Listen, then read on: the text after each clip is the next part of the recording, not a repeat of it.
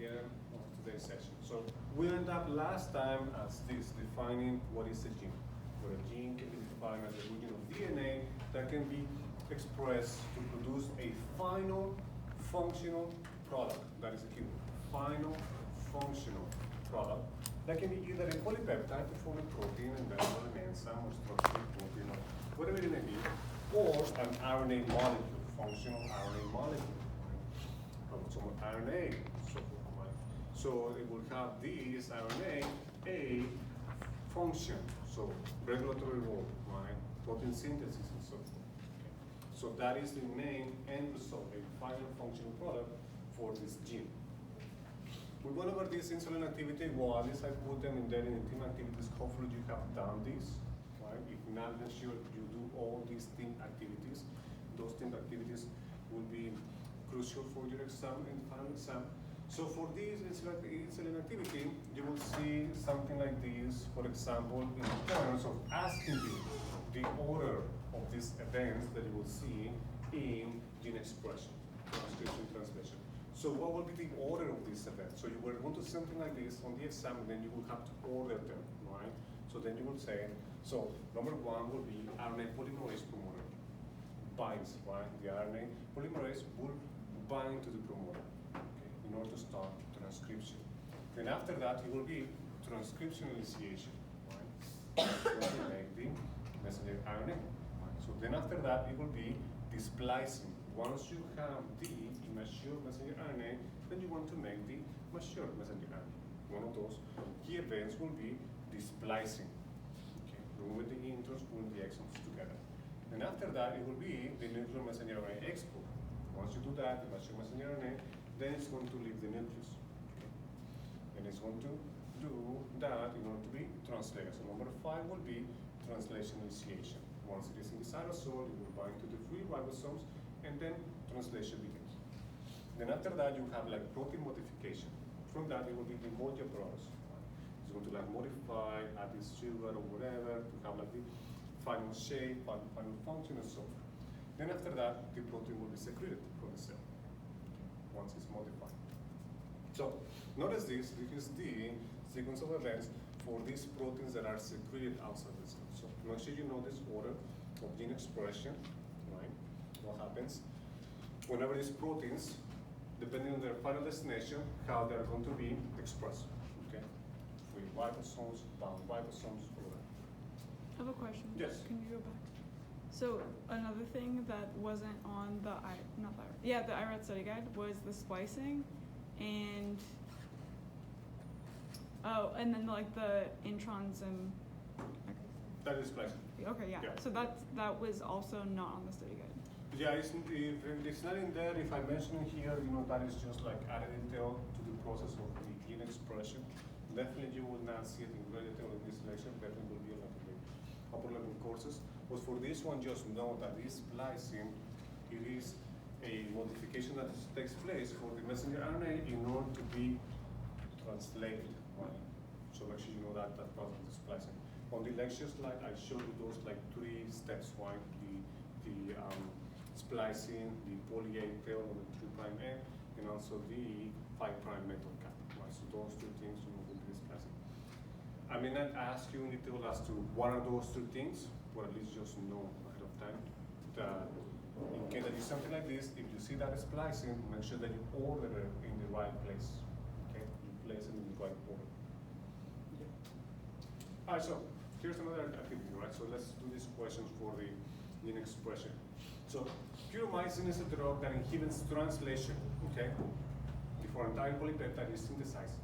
If you treat insulin secreting pancreatic cells with puromycin, what will be the predicted result? B. Hmm? B. What is that? T? B. An increase in insulin mRNA in the endoplasmic reticulum. That's in the endoplasmic reticulum. But think about this one. Inhibits translation, okay? Translation. D. Who says that one? Yeah, the accumulation of partially synthesized but incomplete insulin polypeptides in the endoplasmic reticulum. So, puromycin is inhibiting translation before an entire polypeptide is synthesized, okay? Before the entire polypeptide is synthesized. So that would be partial synthesized, okay? If you treat the insulin-secreting pancreas cells with pyrimycin, then what would be the result? That will be accumulation of this partially synthesized but incomplete insulin polypeptides in the plasma reticulum. That is because this drug it is inhibiting this translation, okay, before the whole translation process is completed, okay? So, keep going, right? If I ask you something like this, for these drugs that inhibits these pathways of gene expression, at which step, like I will tell you which step does inhibit, make sure you know what will be the effect of this inhibition. Okay, if you were to inhibit splicing of the insulin gene, what will be the most likely result? So not here splicing. What would you think that is going to happen? Non-functional. C? So, which one is this? A, you say, transition insulin gene will cease. Well, it is inhibiting splicing, not transcription, right? C. So, C, this will result in a non-functional insulin protein. Why would that be? Because it is not removing the introns in there. The introns are being incorporated, so therefore it will be a non-functional protein because it wasn't mature in the messenger RNA. Whatever was translated, it included the introns where they should not supposed to be there. Okay, so that would be a non-functional insulin protein. Okay. Number 4, suppose you want to isolate large amounts of fully formed but unmodified insulin protein from within cells in culture. How would you do this? You want to isolate large amount of fully formed but unmodified proteins. D. How would you do this? Which one? D? Inhibit formation of the ribosome. So remember, ribosome will be like proteins. Why do you want to make proteins, but you don't want it to be modified? So how would you do this? D? Which one? D? D? D, that will be inhibition of the plasma reticulum vesicle transfer to the Golgi apparatus. Why? Because in the Golgi, that's where the Modification. modification takes place. Right? Do you want the ribosomes to take place to synthesize the proteins? Yes, but you want to inhibit before they come over here to the Golgi for modification. So make sure you know those steps where every single of this process of gene expression takes place. And protein translation, and how would you inhibit in order to obtain the desired results? Okay. Number 5, insulin made for patients with type 1 diabetes who cannot produce insulin themselves is created in large amounts in bacteria. From the video, you can see that transcription and translation are uncoupled, and we saw this on the last session, like coupled transcription translation, uncoupled transcription translation, depending on which cells you are talking about. Prokaryotes or eukaryotic cells. And that is, they occur at different times. In bacteria, however, insulin transcription and translation are coupled. What is the reason for this? B? There you go, because bacteria do not have nuclei, right? So therefore, transcription and translation are coupled. That is, they take place inside the cell, right? Whereas in eukaryotic cells, transcription happens in the nucleus, translation happens in the cytoplasm, so they are uncoupled. Okay, coupled basically meaning they are like together, one after the other, in the same space, same place, okay? Inside the prokaryote cells, the bacteria. Make sure you know this, right? Does this make sense? This will come back for sure, certainly, absolutely, positively. Okay, so make sure you know this. All right, so now we're going to the activity for today. So that was for like gene expression. This one will be more like a case study.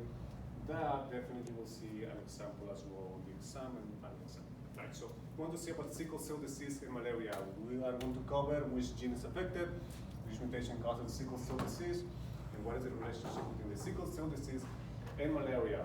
Okay, so you can see here the normal phenotype of these red blood cells. It looks like a donut, circular, globular. Inside we have the hemoglobin protein, it's a globular protein. Carries the oxygen. Once you are like inhaling, right, the oxygen, then it will go to the peripheries, to the muscles, to the tissues, and then deliver there to the myoglobin. Myoglobin will take to tissues so they can utilize it, the mitochondria, and then do cellular respiration so you can grab all the energy, all the ATP that the cells need, right? And then go backwards and carry the CO2, right? Carrying carbonic acid, and then exhale it, through your lungs whenever you are like exhaling. That's the role of the hemoglobin and these red blood cells, these erythrocytes, okay? But then whenever there is a mutation, then that will basically form this beautiful shape and not cause this sickle cell shape, okay? This shape as a sickle, it looks like a half moon, okay? That, it will cause this normal function to basically cease, to no longer be functional as it's supposed to be, in terms of like finding oxygen, in terms of like going in the deliver the oxygen, and so forth, right? So it will have a tremendous effect. Why is that? Okay, that's basically what we're seeing today. All right, so the sickle cell disease is caused by mutation in the gene that encodes for the beta unit of the hemoglobin protein. This hemoglobin protein, as you can see here, it has these 4 chains, 2 beta chains and 2 alpha chains. That is this hemoglobin protein. It has this iron and a heme right here, each of these chains, and that's what they bind oxygen. Okay? In a cooperative effect. So that means that once one binds, enable the other ones to bind all oxygen faster. And then go ahead and deliver that in tissues and so forth. So the sickle cell disease is caused by mutation, and then it's going to misshape this protein. Therefore, it's going to misshape the red blood cells, and therefore it's going to distort the function of these red blood cells. Okay, so how this happens? This is a sickle cell disease mutation. Here you have the wild type hemoglobin, 3' to 5'. That is what? Template or coding strand. Template. Template strand. 5' to 3', that is what? Coding. Coding strand. So therefore the messenger RNA will be the exact replica as which one of these two? The second. 5. The 5 to 3. coding Coding. strand, right? Exact replica, as you can see that. Except whenever you see a T here, then you will change that here to a U, right? That will be transcription, okay? If there is no T here, you will need not to change anything in here, okay? Keep that in mind for the exam. Whenever I give you here a DNA sequence, whenever I ask you for transcription, then just take the exact replica of the coding strand, 5' to 3'. That's it, okay? Nothing else.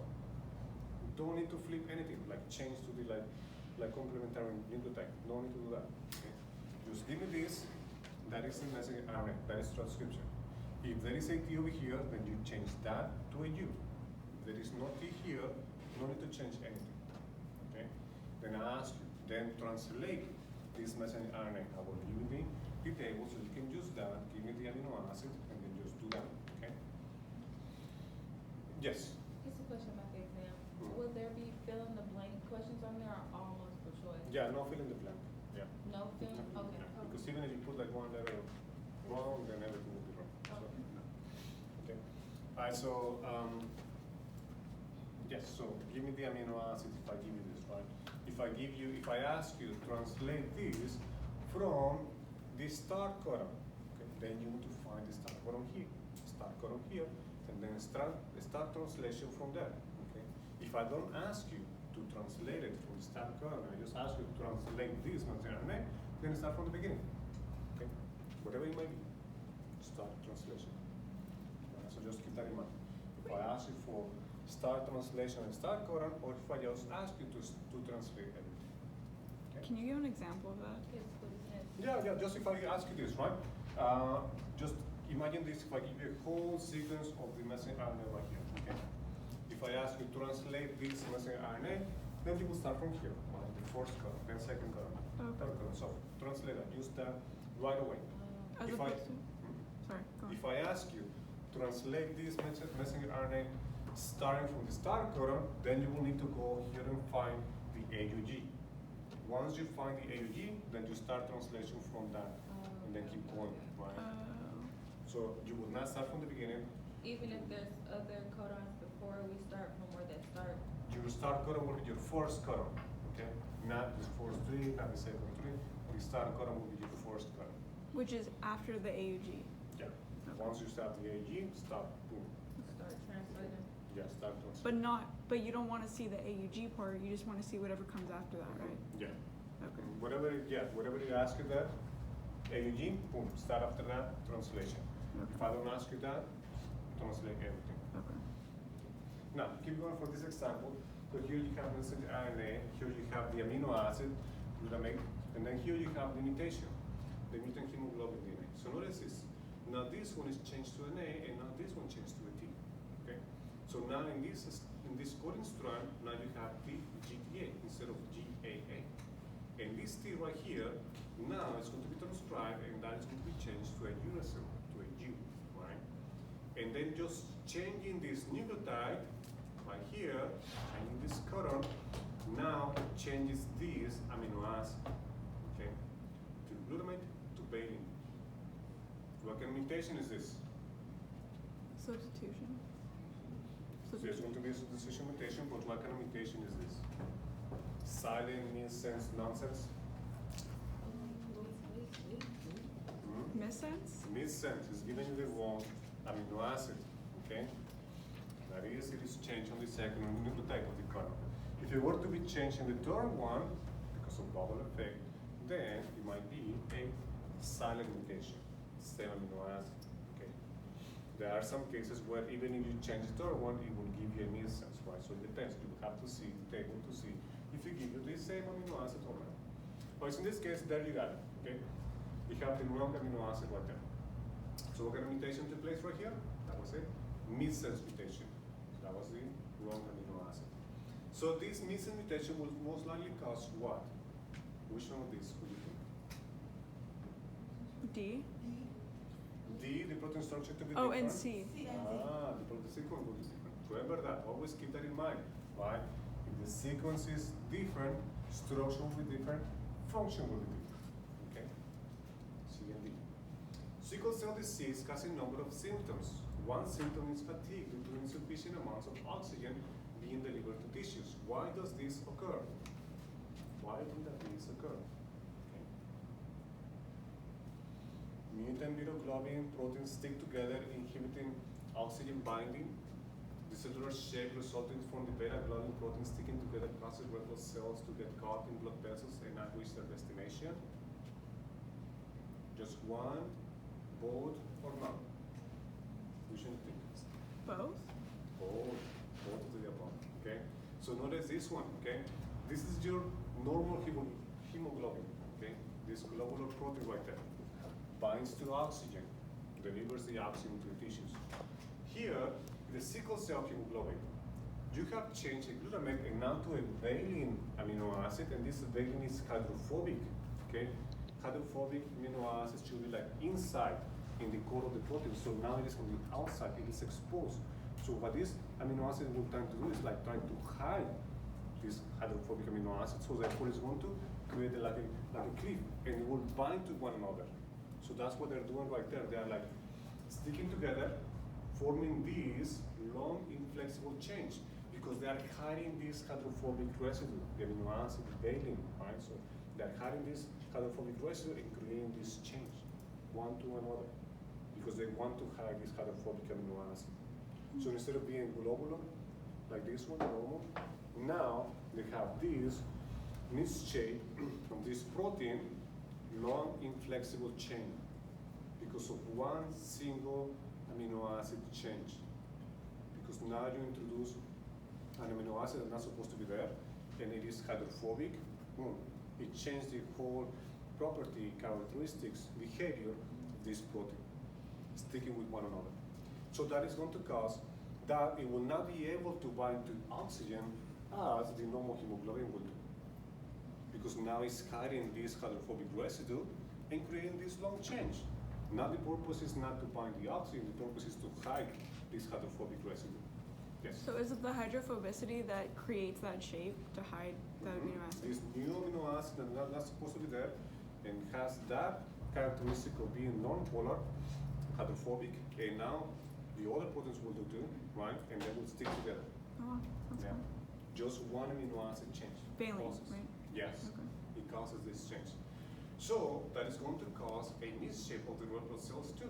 Notice here, instead of being globular right here, now it's going to be like this sickle shape of the cell. Sickle shape. Okay? So these blood cells become like sickle shape. They are going to cause them to basically get caught in these blood vessels. Okay? They're not going to be like round like the normal cells, but now this sickle shape, they're going to get caught. And because of that, they're not going to be able to deliver the oxygen. So it's both things. One, unable to bind the oxygen. Two, unable to deliver the oxygen because of how they're going to travel, how they're going to be like stuck in the blood vessels. And that's what will cause anemia, right? The half-life of these cells will be like 90 to 120 days. This one, 10 to 20 days. Okay. So the low production of these blood cells, that's what causes the anemia. Right, so based on what you know about the cell and the fact that sickle cell disease results in inefficient oxygen delivery, what organelle will be the most affected by this disease? Mitochondria. Mitochondria. Why? Why do mitochondria need this oxygen? Because it's the final acceptor Final electron acceptor. in the electron transport chain. Yes, for the ATP. Why? Remember that? Cellular respiration. And through this, what is the end result of this cellular respiration? ATP. ATP. Why? So that's why they feel like fatigue. Right? There's no energy. Oh, that's There's no interesting. oxygen. Right? That's interesting. Yeah. So based on what you know about anemia, which of the following is not recommended for sickle cell anemia patients? Which one do you think? Supplemental oxygen. Oh wait, none of them. It's not recommended. Yeah, rigorous exercise, right? You don't have the energy, right? You don't have all the oxygen that is needed to supply all this demand in this rigorous activity.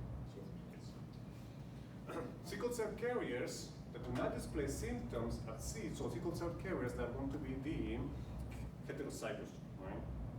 So they do not display symptoms at sea levels are highly susceptible to symptoms at high altitudes. Why is this? Why is this? Sickle cell carriers, heterozygous, so they have like one good working allele and one mutated allele. They don't have any symptoms, they are fine at sea levels, but as soon as it gets to like high elevated levels or high elevation levels, then they start to display high altitude levels and start to display these symptoms. Why?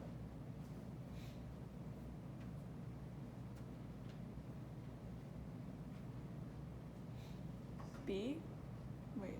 Well, actually it's A. Oh, A. Okay. High altitudes, one functional beta globin gene is insufficient because there is significantly less oxygen relative to sea levels, right? So you're here like at the sea levels, 100% oxygen.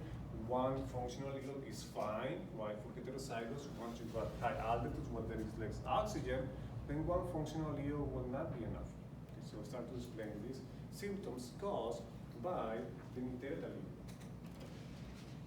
Right, so here you have the malaria-causing Plasmodium life cycle, right?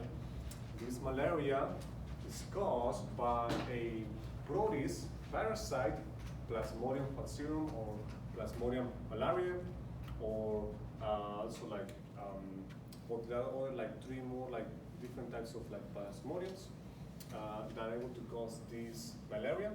And basically, what you see here is that it's caused by this infection of one mosquito biting the person. Obviously, this mosquito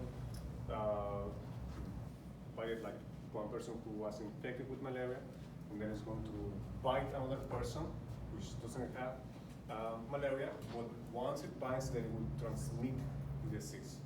And this Plasmodium parasite is going to use the whole life cycle. It's going to be basically reside in the liver and then use the red blood cells as vehicles in order to complete the whole life cycle.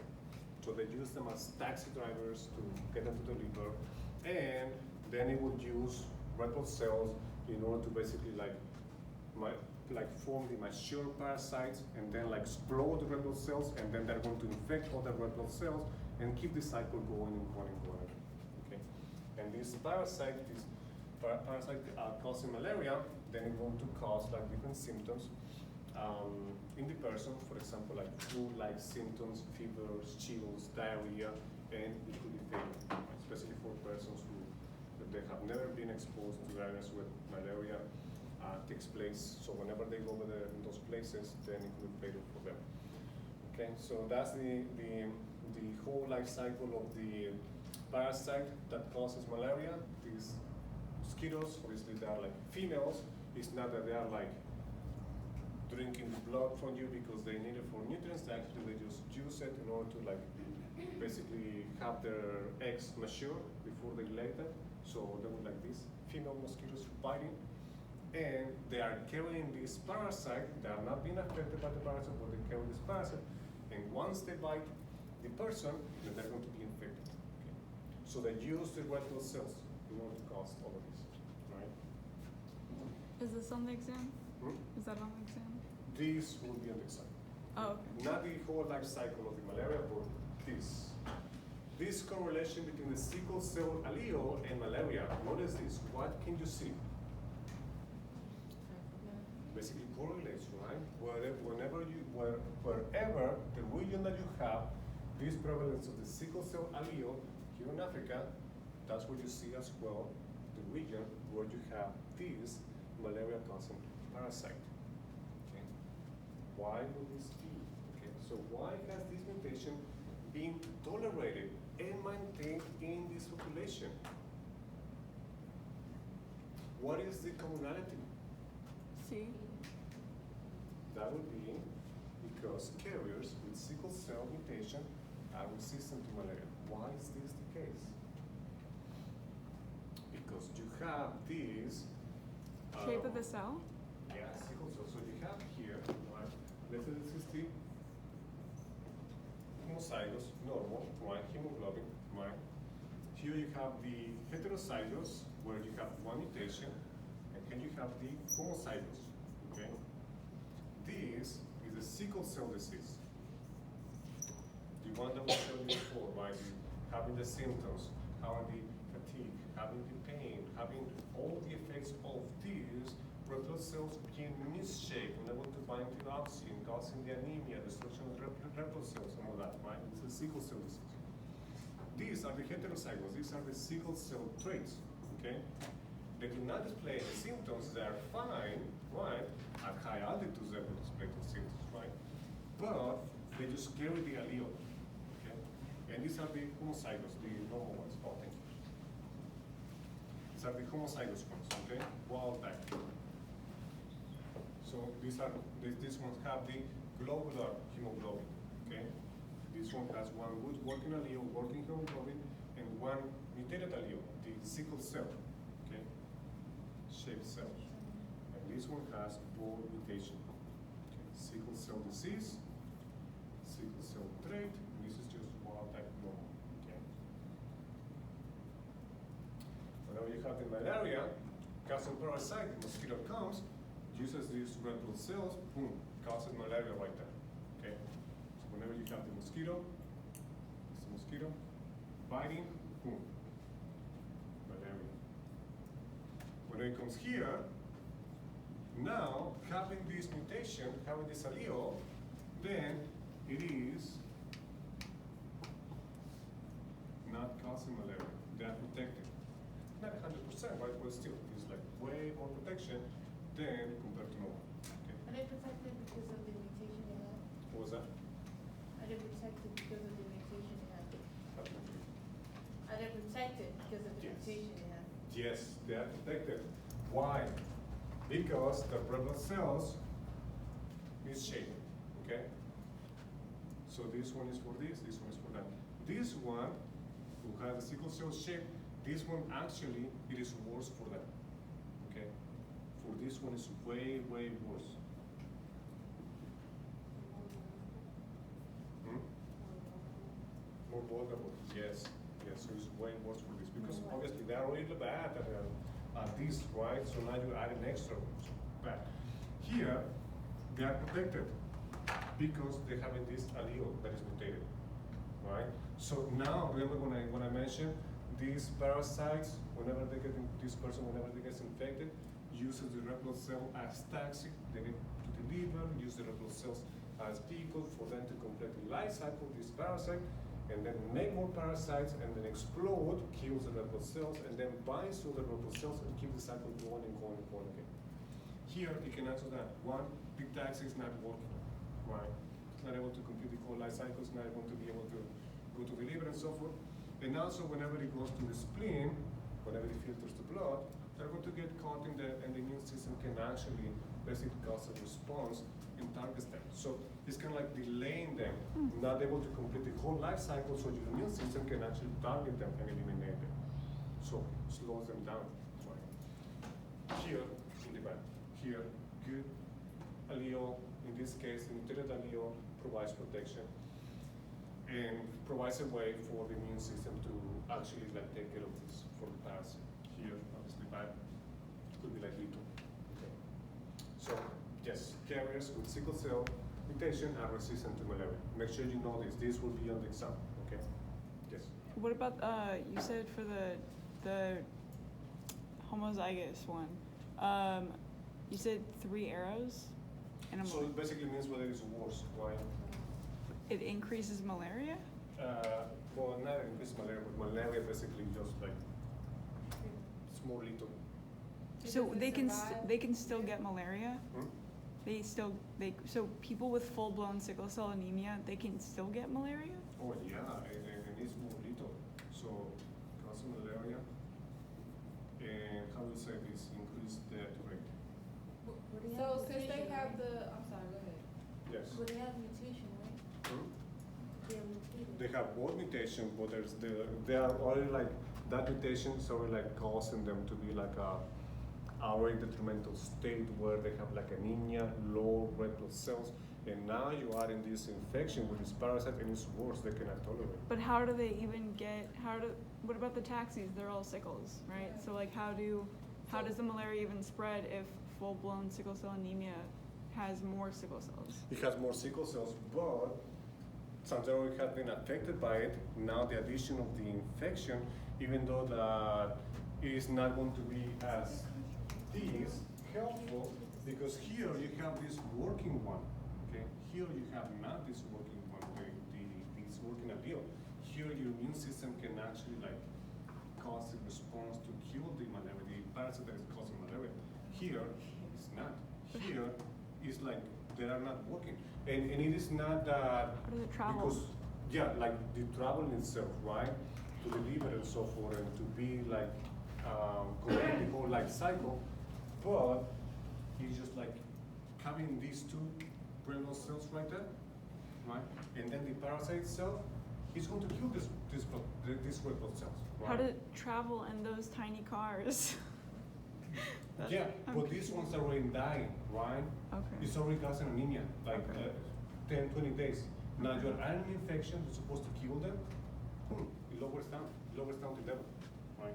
But So the- it's not that it's like causing like the whole complete life cycle that is going to cause malaria, but it's causing damage to the actual red blood cells in that are Okay. having. So it's killing off the already damaged red blood cells more, Yeah, but they're not getting malaria. The malaria is just causing them to die faster.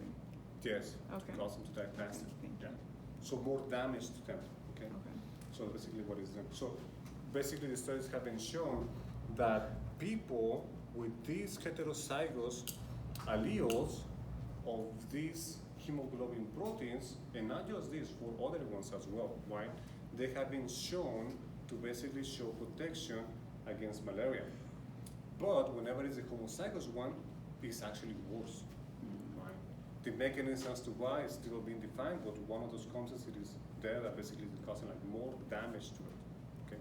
Yes. Okay, I just wanna make sure I understand it. The sickle cell disease, they don't get malaria, but it's just more detrimental to the red blood cells that's already dying? Yeah, more damage to it. Okay. Yes, more damage to it. They might not get malaria as in like the full-blown disease, that it might take like 10 days or like 14 days or how it might take days. Some of them might be dormant. They reside in your liver and then like a year or 2 or 4, whatever, it comes back, so they're like relapsing, right? So in this case, it's like you have like a low number red blood cells. You have here a parasite that is going to cause damage to your red blood cells, right? So it's basically causing more damage. It cannot sustain that. It cannot sustain. Makes more sense now. Right, so this will be an example, right? Not what they were asking, right? The details of like Sorry, guys. mechanism as to why the homozygous is worse, but why the heterozygous does provide the protection. That will be there, okay? It will be in the exam, it will be in the final exam. So why is that? Because of filtration. Just the answer. What is the answer? Not me. Alright, so make sure you know that, right? Can you repeat the question? Wait. Yeah. So why heterozygous for the sickle cell mutation provide protection against the parasite that causes malaria? That would be on the exam. Okay. Why? Why? Well, yes, we do it. You just answered it. You just answered it before. Okay, I'm just gonna try. Because there is, the good one and there's like, they have the mutation, but the good one is protecting the malaria from entering the system, right? So you have the good allele, right? And then you have the sickle cell shaped allele that causes like the misshaped red blood cells, right? So then whenever you have the parasite, the mosquito, and then infecting with the parasite, then these, as we mentioned, taxi drivers or these tiny cars, right? They would not be able to cause the full-blown disease as they would do in the normal patients or people, right? Causing malaria. Because they have this misshape, now they are able to prolong the development of the life cycle. And by prolonging this development of the life cycle, then now your immune system can tackle it and kill it, eliminate it. In the spleen, Hmm? right? In the spleen. In the spleen, yes. Okay. And actually have been some studies in mice that whenever you remove the spleen in mice, this protection is no longer there. Oh, wow. Yeah. So this filtration in the spleen, whenever these red blood cells has been like infected with the parasite, then they're going to like filter, clean, attack what your immune cells and remove. Okay? So you're saying the screen protects it from coming In the spleen, this takes place. Okay? These red blood cells are going to be filtered there and then eliminated, removed, because they have been infected by the parasite. Okay? But why is that? Because now you have here the mutation that aids this, right? These parasites that are there, right? So they're not going to complete the whole life cycle. So now they're going to be like target eliminated. Right, so yes, and that goes as well to here, right? Because whenever these parasites they go there and infect these red blood cells, that they're going to trigger these changes inside the red blood cells that are going to cause it to disrupt it and to basically lyse it, to rupture, right? So kill the red blood cells in order to go and infect others, right? Hence why these are more prone to more death rates. Right? They're already like infected. You added more damage to a wound, it kills them more quickly. All right, so that's it for that one, right? So make sure you know the case study about the sickle cell. The mutation, the alleles, right? The misshape in the proteins, the misshape in the cells, what is the physiological effect? The misshape of the protein cannot bind to oxygen, the misshape of the cells cannot deliver the oxygen, and the effects here, the correlation with malaria. Okay? I have a question. Yes. Does it have to pass the spleen before it gets to the liver? No, actually, first, once here, the normal here, it will go to the liver, right? Then it will go to the whole purple cell, to the protein. For this one, then yeah, it will go, once it gets filtered, right, it will go to the spleen, kills them, right? So they would not reside in the liver. And that is the thing for some of them, the Plasmodium proteins, the ones that are like relapsing, there are like 2 of them that they can do that. And at what point does apoptosis occur? In the So liver? once it is like leading to the explosion of the, well, it's not really apoptosis, but just like rupture of the Okay, cells. okay. Apoptosis is like the cell deciding, I'm Okay, going to okay. kill myself, right? Okay, okay. Yeah, and I'm gonna kill myself. yeah, it's for the good of the organism, right?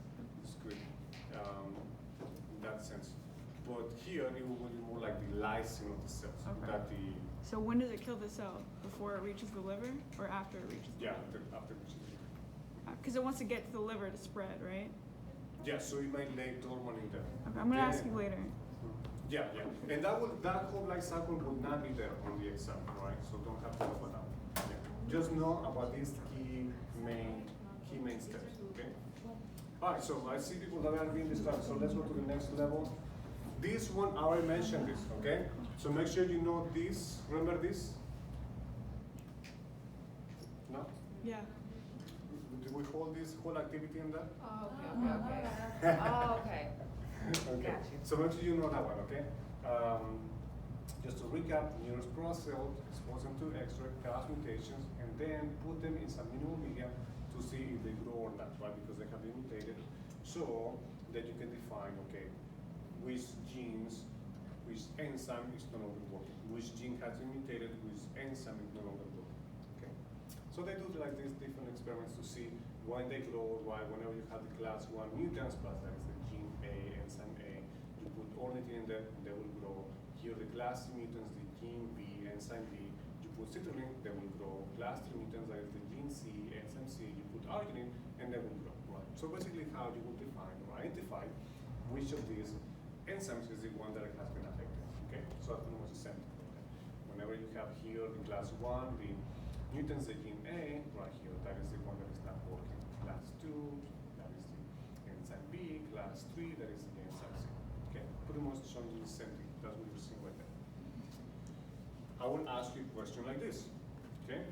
So here you have repeated the Baron and Tatum experiments, and after the X-ray exposure, you isolate this new mutant strain, okay? And the results are shown below. So here you have the strains wild type in the new mutant. You put them in the minimal media to precursor, it will grow. You put the minimal media plus arginine, and it will grow. Complete media, it grow. Right? The new mutant, you put them in the minimal media, it doesn't grow. You put the minimal media plus arginine, and it grows. Complete media, it grows. Right? It's supposed to grow in the complete media because it has the arginine there. Right? What can you decide from this? Okay? Which of the following conclusions is the best according to this result?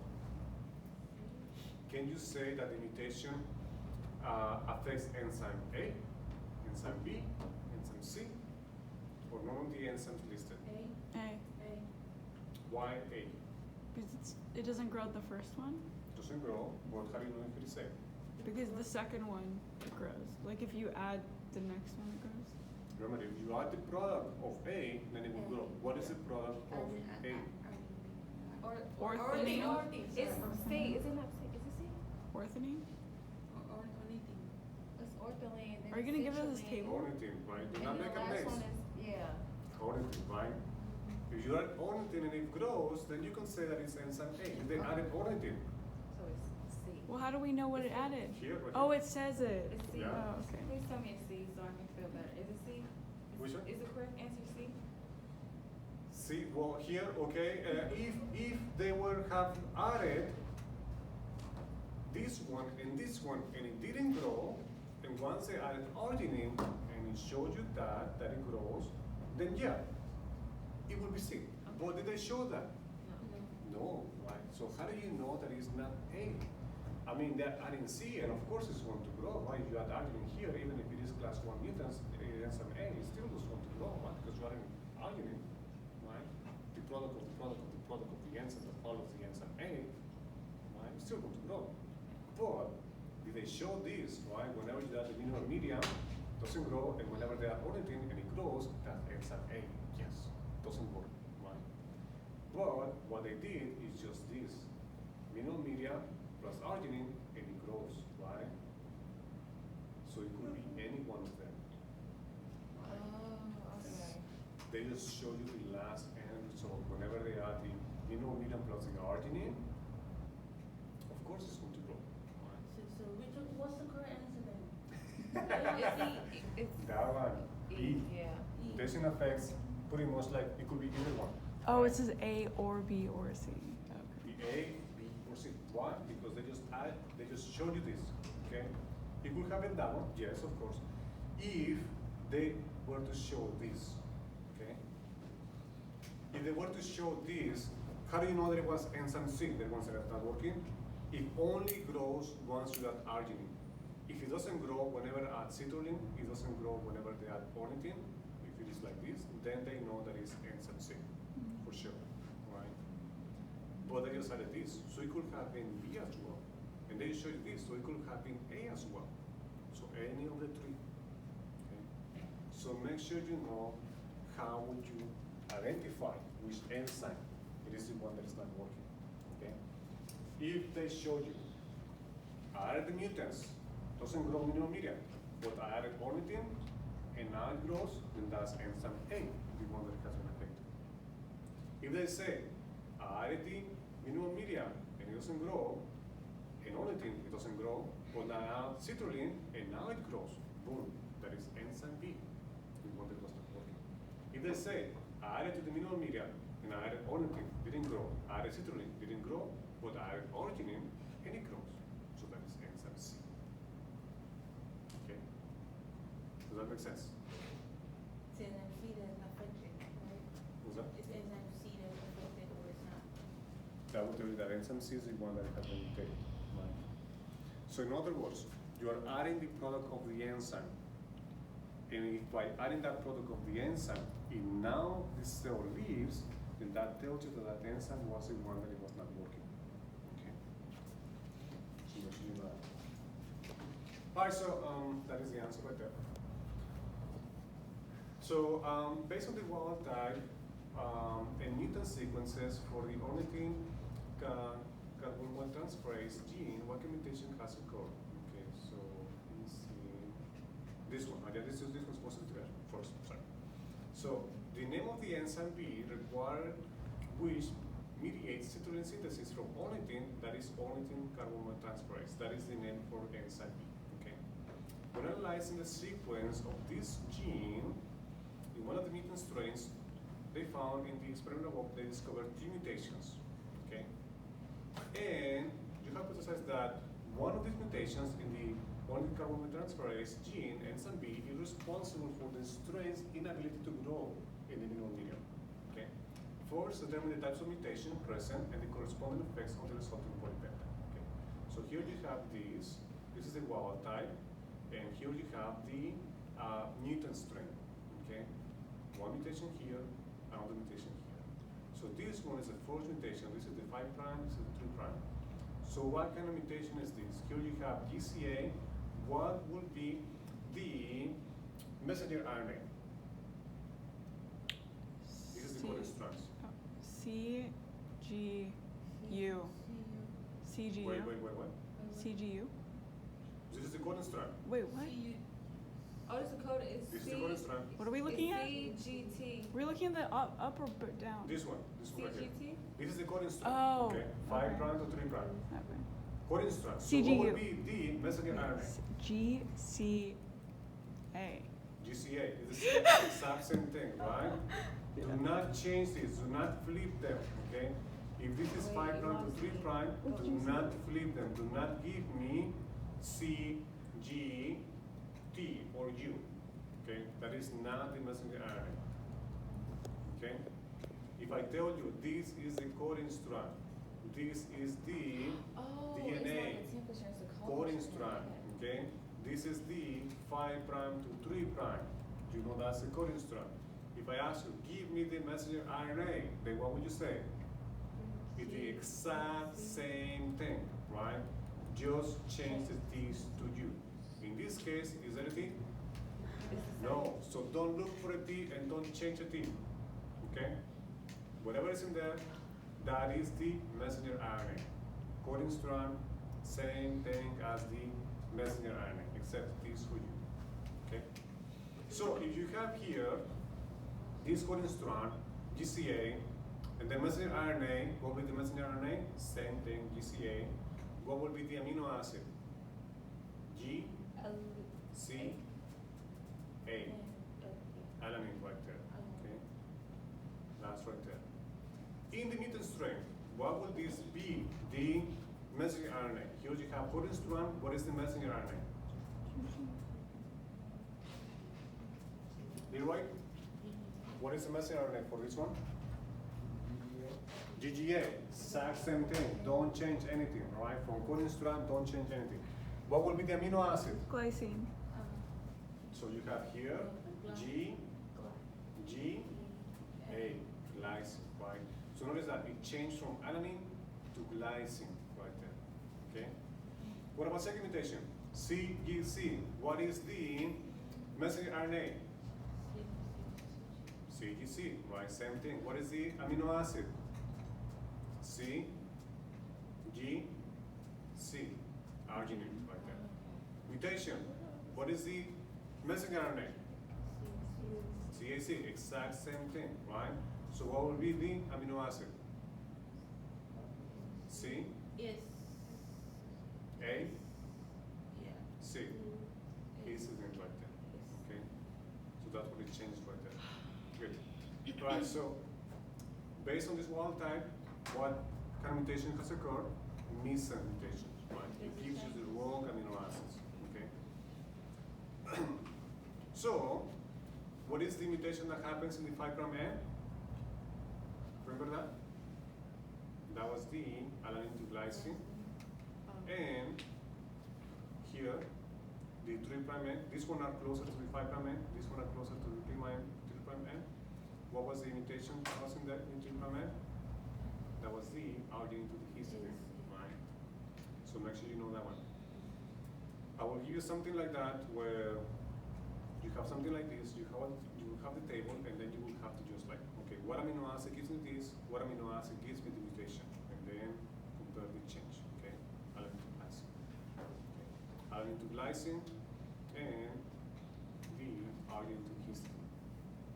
Okay, and that's basically the amino acid that you have there. Alanine right there, to the glycine right there, both non-polar right there, and then you have here the arginine right there, and then here the histidine. All right, so here you have this result for number 1. You have this transmissible media, and then you have this one new mutant. Here, the wild type it grows right with everything, medium plus arginine, complete medium, ornithine and citrulline, right? It grows, right? It's supposed to grow. That's the wild type. But then here you have the new mutant. It doesn't grow with minimal medium. You have arginine and it grows, right? It's supposed to grow the arginine. And then here, the complete medium, you add it, it's supposed to grow, right? But then you see here that whenever you add ornithine, it doesn't grow. Okay? So that tells you that enzyme A is what? It's working or it's not working? It doesn't grow. So that tells you that the enzyme A is the problem or not? It's the problem. It's not the It's problem, not the right? problem. Because it still doesn't grow. If you go to an ornithine and it grows, then that tells you that enzyme A is the problem, right? So it tells you that enzyme A is working, right? Enzyme A is not the problem. You add here citrulline, and now it grows. So now it tells you what? That enzyme B is what? The problem. Is the problem, is the one that was not working. Once you add citrulline, the product of enzyme B, so now it's working, and now the cell is, yeah. So it's basically saying since you add the ortholine, it doesn't make a change. Just make a change. So that means it's working. The enzyme A is working, Okay. right? So because you added the product of enzyme A, and it still didn't have the Just effect. so it didn't do nothing. It that still means- didn't do okay. nothing, right? So enzyme A is not the problem, enzyme A is functional, right? Okay. But once you add the citrulline, now the So cell that leaves, was- that was what's grows, missing. so now it tells you enzyme B is the one that is not working. So that tells you the answer. Okay, the enzyme B. Okay. All right, so then you have here, this one, you have here no growth, arginine grows, glutaminyl grows, and then you have the ornithine and citrulline, and it still doesn't grow. So what does that tell you? Michelle? That's what basically the other genes, right? So it basically be like, for example, the enzyme C, because you add the enzyme C and it grows, but you add this one and it doesn't grow, right? So it will like something else that we have not discovered, right? Enzyme C is the problem. Yeah. Alright, so DNA replication is not a perfect process. When cells replicate, mutations are introduced randomly into the DNA, usually at low frequency. Why will the cell allow for this instead of like making no replication mistakes? It's basically because, well, most mutations have no effect, like silent mutations, or are harmful to the cell functions. Occasional mutations can modify the function of the cells in more adaptive to their environment, positive or not. And that's it, right? So, that concludes. That concludes. So the main process for that one, make sure that you are able to, one, be able to change this, right? See where the change takes place for the amino acid. Transcription, translation, right? If I ask you, for example, for this, give me the messenger RNA for this codon, then you will say ACU, right? Okay. If I ask you the messenger RNA for the whole sequence, then just copy and paste the same sequence and just change these things to use, okay? If I ask you what is the change of this amino acid based on this mutation, then basically just give me that, right? Which amino acid is the one that changes. For this one, if I have your table like this, then just tell me, like, okay, this is the enzyme that is working, this is the enzyme that is not working. Yes, question. Okay, for this one, we got that, we got the arginine, oh, no, not this, the other question, the first question. Mm-hmm. No, take the signature. No? Yeah, yeah, you said that, the arginine was the problem, right? No, the citrulline was the problem, and why is the answer saying ornithine? No, this one is the enzyme B. The enzyme B. Because here you added the citrulline and now it grows. Yeah, so this, the citrulline is enzyme B. The product of enzyme B. So we have to So memorize. since ornithine, Ornithine is enzyme A, right? Is a product of enzyme A. Exactly, so what's the answer saying ornithine? When the answer- No, it's ornithine carbon transferase. That is the name of enzyme B. Oh. Ornithine carbon transferase, that is the name for the enzyme B. Which synthesizes citrulline from ornithine. That's right. Okay. Correct. And are you going to give us the chart, or are we going to have to memorize the sequence? Yes, you have to know that sequence. Yes. Okay, so we have to memorize that one. Okay. For exam 5 or for the final? For both. For both? Okay. But we're not allowed to write anything. No. Okay. Just tell me which enzyme is the one that is not working. It was a chart with the letters. Which grow, which doesn't grow. Yeah. Okay. All right, so that's it. so Yes. she was asking like, once the exam starts, it has you show your area or whatever.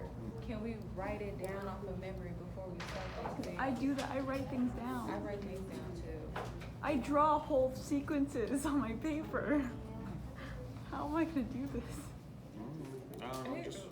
Just whenever you are recording, just write it down there Okay. so they can see. Okay. Oh, so like write it down in front of the camera. Yeah. Okay. Okay. So you can see. Okay. All right, any more questions? Okay, so it has been a great pleasure. Please,